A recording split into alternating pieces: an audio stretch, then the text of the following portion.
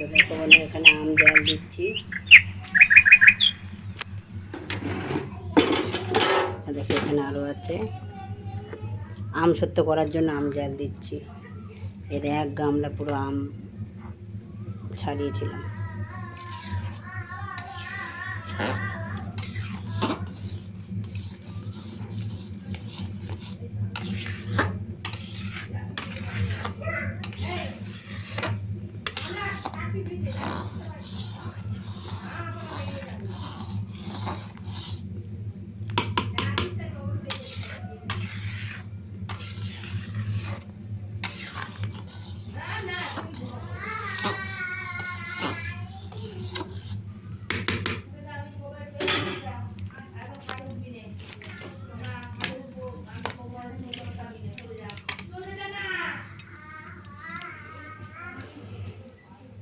দেখো বন্ধুরা, আম গেলে রেখেছি।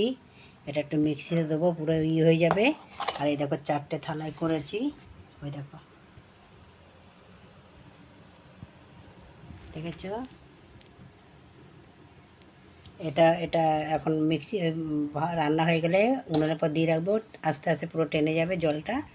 আর সকাল হলেই থালাগুলো এটা তুলে দেবো দিয়ে। আর এই দেখো আরও আম আছে, কালকে আরও গেলে দেবো।